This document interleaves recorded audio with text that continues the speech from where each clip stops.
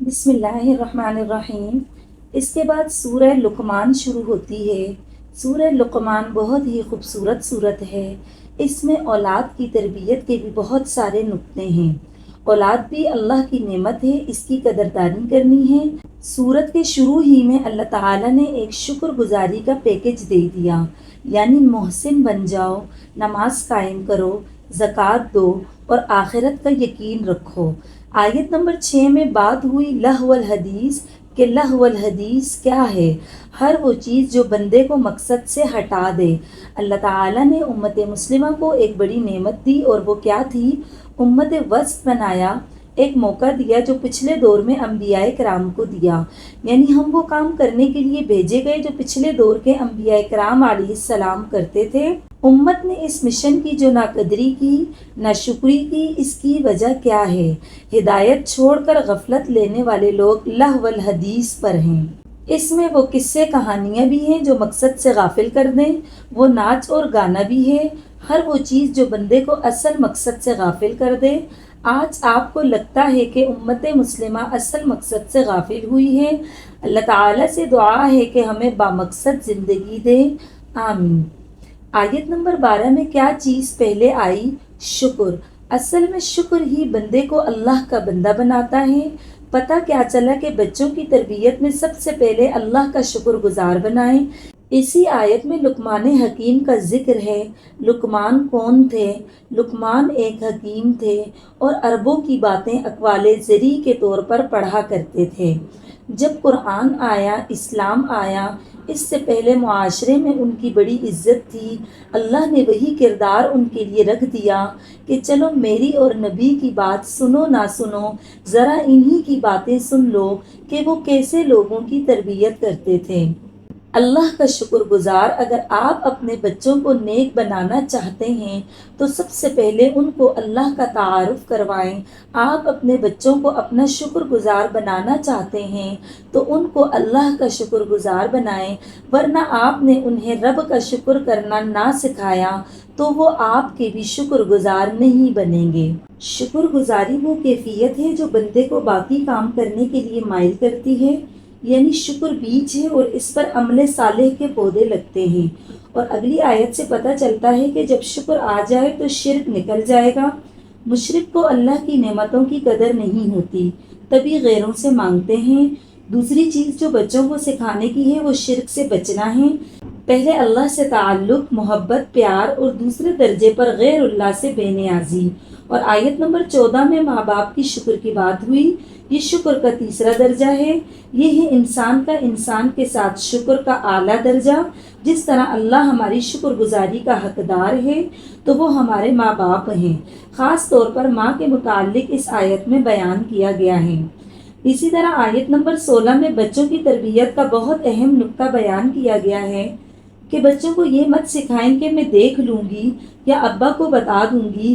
بچے کے اندر اللہ کا ڈر پیدا کریں کہ اگر جھوٹ بولا تو اللہ جانتا ہے، کوئی غلط کام کرو گے تو اللہ دیکھ رہا ہے۔ یہ سوچ بچوں میں پیدا کریں۔ اور اگلی ہی آیت میں نماز کی پابندی اور آداب سکھائے جا رہے ہیں۔ اور آیت 19 میں بتایا جا رہا ہے کہ والدین کے سامنے اپنی آوازوں کو پست رکھنا ہے۔ سورہ لقمان کا سبق یہی ہے کہ خود بھی شکر گزار بن جائیں اور اولاد کو بھی شکر کرنے والا بنائیں۔ اس کے بعد سورہ سجدہ شروع ہوتی ہے۔ سورہ سجدہ عاجزی سکھاتی ہے، سجدے کرنا سکھاتی ہے، اور یہ وہ سورہ ہے جو اللہ کے نبی صلی اللہ علیہ وسلم رات کو پڑھتے تھے۔ اس سورت میں شکر اور ناشکری کا بہت گہرا سبق ہے، اور پارے کی ہر سورت میں شکر کا زاویہ ایک دوسرے سے مختلف ہے۔ یہاں اپنے لیے نیت کر لیں کہ آج کے بعد کوئی رات ایسی نہ ہو کہ سورہ سجدہ کی تلاوت کیے بغیر سو جاؤں۔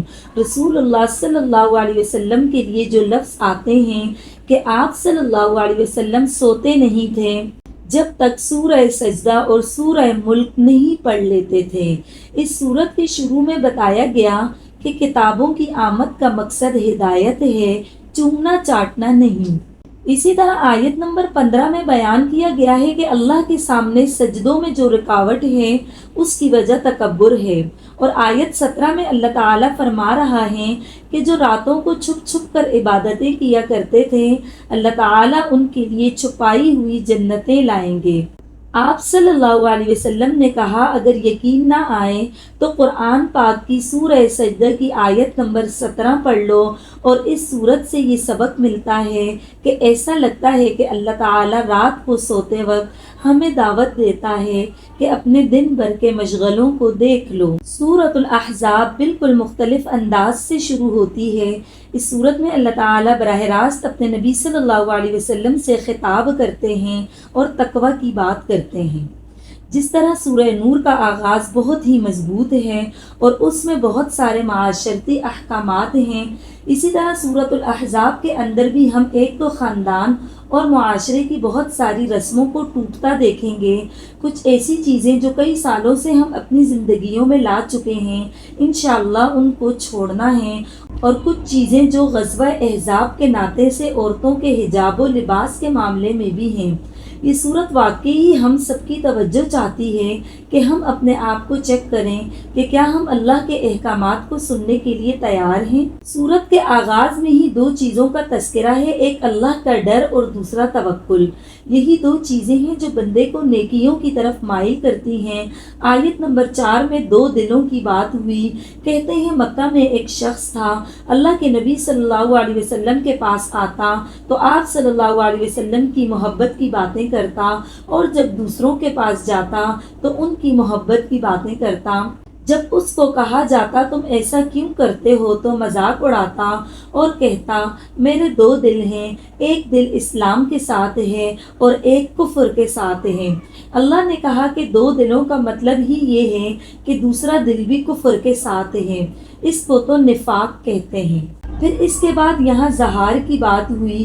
دور جاہلیت میں طلاق کی ایک قسم تھی کہ مرد اپنی بیویوں کو اپنی ماں کے مشابہ کر کے کہتے کہ تو میرے لیے میری ماں کی پیٹھ کی طرح ہے، یہ ایک قسم کی طلاق تھی۔ اللہ تعالیٰ نے یہاں ایسی ساری چیزوں کو ختم کیا۔ آیت نمبر 9 میں غزوہ احزاب کا تذکرہ ہے۔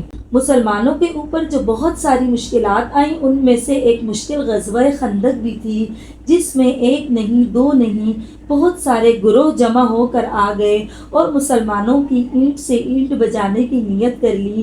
اللہ تعالیٰ مسلمانوں کی ایسے وقت پر مدد کر کے دکھاتا ہے کہ اصل چیز اسباب نہیں ہیں بلکہ لوگوں کے وہ عمل ہیں جو اللہ کی مدد کو لاتے ہیں۔ اللہ نے آندھیاں بیچ کر دشمنوں کو تتر بتر کر دیا، ان میں آپس میں پھوٹ پڑ گئی۔ کسی بھی معاشرے میں یہ دو چیزیں ساتھ ساتھ چلتی ہیں، ایک طرف مسلمان اللہ تعالیٰ کی مدد اور نصرت کی وجہ سے ایمان میں اضافہ کر رہے تھے، اور دوسری طرف منافق تھے جنہیں ان حالات میں اپنی جان کی پڑی ہوئی تھی۔ آیت نمبر 21 میں اللہ کے نبی صلی اللہ علیہ وسلم کی ذات کو اسوہ حسنہ کہا گیا۔ اسوہ کہتے ہیں طریقے کو جس کو کوئی اپنائے، حسنہ کہتے ہیں اچھے کو۔ اللہ کے نبی صلی اللہ علیہ وسلم ایک ایسے اسوہ حسنہ تھے کہ آپ صلی اللہ علیہ وسلم نے ہر وہ کام کر کے دکھا دیا جو بہترین تھا۔ آپ صلی اللہ علیہ وسلم آج امت کے لیے ایک رول ماڈل ہیں، بس آپ صلی اللہ علیہ وسلم کو دیکھیں اور کام کرتے جائیں۔ اللہ تعالیٰ مسلمانوں سے یہی چاہتے ہیں، تمہیں کوئی نیا دین بنانے کی ضرورت نہیں، تمہیں اپنے طور طریقے غیروں سے پوچھنے کی کوئی ضرورت نہیں، تمہیں شادی اور موت کی رسموں کو ایجاد کرنے کی کوئی ضرورت نہیں، بس اللہ کے نبی صلی اللہ علیہ وسلم کو دیکھو اور کاپی کرتے جاؤ۔ عام طور پر کاپی کرنا ناپسندیدہ ہوتا ہے، لیکن نبی صلی اللہ علیہ وسلم کے معاملے میں اللہ تعالیٰ کہتے ہیں صرف کاپی کرو، کوئی چیز نئی مت بناؤ۔ آیت 22 سے اب سچے مومن کا حال بیان کیا گیا ہے جو زندگیوں میں احزاب، احد اور بدر کی جنگوں کی شکل میں آنی ہیں۔ اصل میں یہ سلیکشن ہوتی ہے، اللہ چھانٹتا ہے، یہ اچھے ہیں انہیں ادھر ڈال دو، یہ خراب ہیں انہیں ادھر ڈال دو۔ کبھی سبزی فروش کو سبزی چھانٹتے ہوئے دیکھا ہوگا، اچھے ٹماٹر ادھر ڈال دو اور گلے ہوئے نیچے کوڑے دان میں پھینک دو۔ اللہ بندوں پر ایسے حالات لا کر یہی کرتا ہے، اور جنگوں کا سلسلہ ختم نہیں ہوا، آج بھی موجود ہے۔ ایسی آندیاں آتی رہتی ہیں، ایسی عمارتیں گرتی رہتی ہیں کہ جس میں ایمان والوں کا ایمان نکھرتا جائے اور نفاق والوں کا نفاق کھل کر سامنے آ جائے۔ اسی طرح آیت 23 میں ایمان والوں کے عہد کا تذکرہ ہے۔ یہ ایمان والے ایسے تھے کہ میدان جنگ میں جانے سے پہلے سر پر پٹی باندھ کر جاتے تھے، کہتے تھے آج دکھاؤں گا اللہ کو کہ میں کیا کر سکتا ہوں۔ ایک صحابی تھے، پچھلی جنگ میں شامل ہونے کا موقع نہ ملا، کہا اگر آج کے بعد کوئی ایسا کام کرنے کا موقع مل گیا اللہ بھی دیکھے گا کہ میں کیا کرتا ہوں۔ اور جب احد کی جنگ آئی تو واقعی انہوں نے کر کے دکھایا۔ اتنی مشکلیں آئیں، انہوں نے اپنی نیت نہیں بدلی، انہوں نے اپنے ارادے نہیں بدلے، انہوں نے اپنی قسمیں نہیں توڑی۔ اسی طرح آیت 24 اور 25 میں اللہ تعالیٰ کے وعدوں کا تذکرہ ہے۔ پیچھے ہم پڑھ چکے ہیں کہ غزوہ تبوک کے موقع پر کوئی ایک تیر نہیں چلا، اور یہاں بھی یہی ہوا۔ دشمن بڑا سخت تھا، امتحان بڑا سخت تھا، لیکن باقاعدہ لڑائی نہ ہوئی، بغیر لڑے فتح یاب ہو کر آ گئے۔ خندق میں بھی یہی ہوا، 1 ماہ حصار رہا، مسلمان اپنے گھروں میں مطمئن تھے اور دشمن شہر کے باہر کھڑا ہے، کوئی موقع ملے تو خندق کو پار کرے۔ ان کا سامان ختم، ان کے اندر ٹوٹ پھوٹ پڑ گئی، آپس میں لڑ پڑے۔ یہاں یہ یاد رکھیے، جو گھٹ جوڑ باطل کی بنیاد پر ہوتے ہیں چند دن کے بعد ٹوٹ جاتے ہیں۔ ہر اتحاد جو چند دن کے لیے سیاست کے نام پر ہوتا ہے، کچھ دن کے بعد وہ آپس میں دشمن بنے ہوتے ہیں۔ یہ فطرت ہے، ہمیشہ حق کی بنیاد پر جو اتحاد اور دوستی ہوگی وہی قائم رہے گی۔ غزوہ خندق ختم ہوا، صحابہ کرام رضوان اللہ واپس آئے۔ 1 ماہ کی سرد جنگ تو چل ہی رہی تھی، اللہ کے نبی صلی اللہ علیہ وسلم نے بھی ہتھیار اتارے تو حضرت جبرائیل علیہ السلام آ گئے اور کہا اللہ کے نبی صلی اللہ علیہ وسلم آپ کیا کر رہے ہیں؟ آپ صلی اللہ علیہ وسلم نے کیوں ہتھیار اتار دیے؟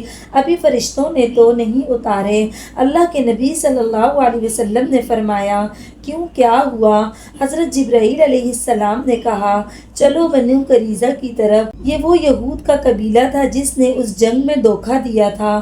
یہ واحد تھے جو مدینہ میں مسلمان کے ساتھ اندر تھے، باقی دشمن خندق کے پار تھے، اور ان کا مسلمانوں کو نقصان دینا بہت بڑے خطرے کا سبب تھا۔ اس وقت انہوں نے دھوکہ کیا، کیا اب ان کو بھی سبق سکھاؤ؟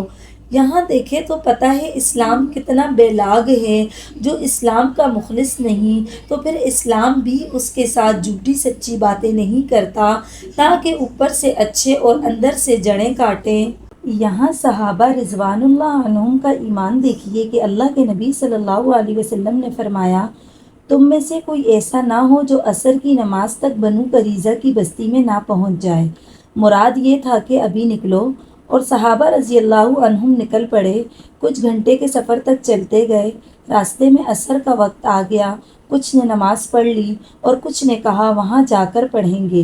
اتنی دیر بھی نہ لگاتے اللہ کے نبی صلی اللہ علیہ وسلم کے حکم کو سن کر۔ اس کے بعد خیبر فتح ہو گیا، اتنی دولت آ گئی مسلمانوں کے پاس، کہتے ہیں پیٹ بھر کر روٹی کھائی، چولہے جلنے لگے، غم دور اور مواخات مدینہ بھی ختم۔ انصار نے جو آفر دی تھی، مہاجرین نے کہا جزاکم اللہ خیرا، اب ضرورت نہیں رہی، اب کفایت ہو گئی، گھروں میں اتنی دولت آ گئی، لوگوں کو زمینیں ملی، اناج ملا، فصلیں ملی، روب ملا، کیا کچھ ملا، لیکن اللہ کے نبی صلی اللہ علیہ وسلم کے گھر میں چولہا نہیں جلا۔ یہ بات دیکھ کر ذرا بیویوں کے دل میں خیال آ گیا کہ اللہ کے نبی صلی اللہ علیہ وسلم سے جا کر ہم کہتے ہیں کہ کچھ ہمارے بھی دن بدل جائیں، تو بیویاں جمع ہو کر آ گئی۔ کہا اللہ کے نبی صلی اللہ علیہ وسلم کچھ چاہیے۔ اس کی تمہید آیت نمبر 28 میں بیان کی جا رہی ہے، اور اگلی یہ آیت میں بیان کیا جا رہا ہے کہ اللہ کے نبی صلی اللہ علیہ وسلم کہ بیویوں کو اختیار دے دیا۔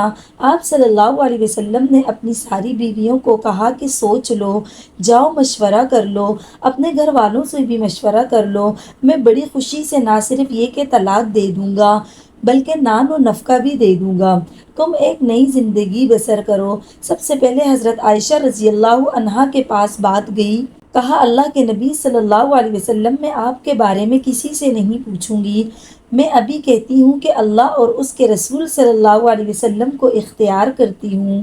اور ہر بیوی نے یہی کہا، اور اس کا ان کو انعام بھی ملا کہ اس کے بعد پھر اللہ کے نبی صلی اللہ علیہ وسلم کا کوئی اور نکاح نہیں ہوا، جو تھی بس وہی رہی۔ ہمیں بس اس آیت کی روشنی میں اپنے لیے سوچنا ہے۔ اگر آج ہم نے بھی سوچ لیا اپنے آپ کو اعلیٰ درجے پر لے جانے کے لیے، تو کیا قربانیاں دینے کے لیے تیار ہیں؟ کیا تقویٰ کی دولت کو بڑھانا چاہتے ہیں؟ اللہ تعالیٰ سے دعا کرتے ہیں کہ یا اللہ ہمارے ایمان کو بھی بڑھا دے اور ہمارے اندر تقویٰ پیدا فرما۔ آمین یا رب العالمین۔